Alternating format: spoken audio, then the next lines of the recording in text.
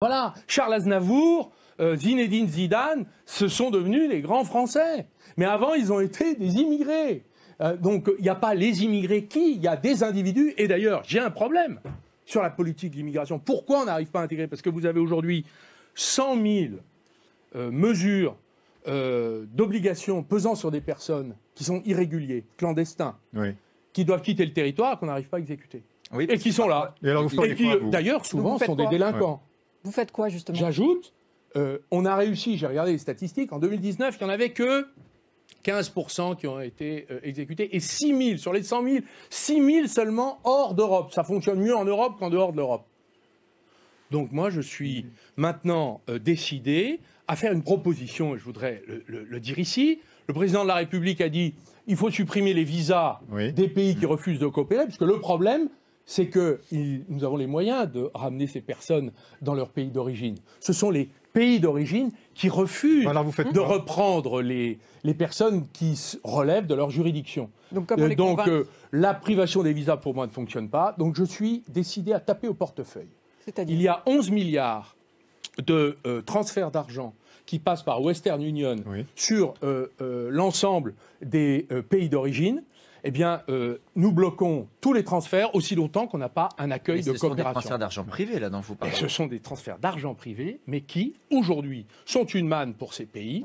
Et nous avons besoin, aujourd'hui, de dire ça suffit. Mais vous... Parce que moi, j'ai pas de... Je regarde les choses à distance. Hein. J'ai pas de carte de la France insoumise.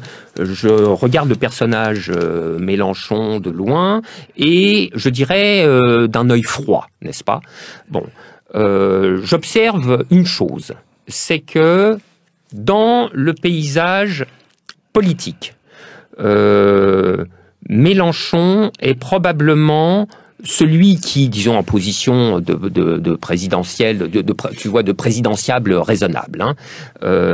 Mélenchon est celui qui fait l'objet du traitement de défaveur le plus appuyé de la totalité des médias.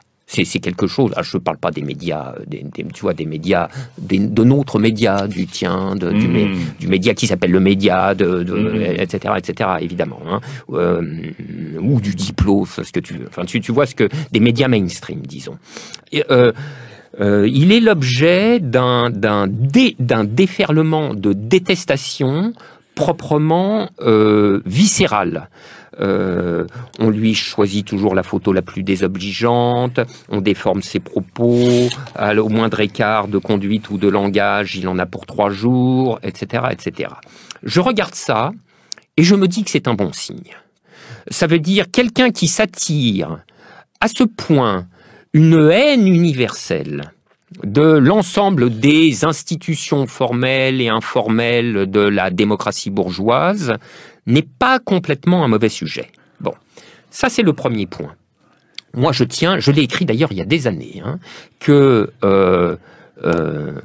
cette connerie du Front républicain pourrait se donner une nouvelle occurrence en se reformant contre Mélenchon. Je suis prêt à parier que Mélenchon contre Le Pen, le front, d'une part, version faible, le front républicain n'est pas du tout garanti en faveur de Mélenchon. Version forte, il se pourrait qu'un front républicain se reconstitue, mais contre Mélenchon. C'est très possible. Et pour une raison extrêmement simple, hein, c'est que, par exemple, tu vois bien, les grands médias sont possédés par des milliardaires. Or, le capital fait très très bien la différence, du point de vue de ses propres intérêts, entre Marine Le Pen et un Mélenchon. Très très bien. Hein. Je veux dire, le capital sait parfaitement qu'avec Marine Le Pen, rien ne change. Tout est OK pour lui. Il n'y aura pas le moindre problème. Avec Mélenchon, bon, je veux dire, c'est pas le grand soir, mais dans la tête d'un capitaliste, si, c'est déjà quasiment le grand soir. Bon. Alors, voilà.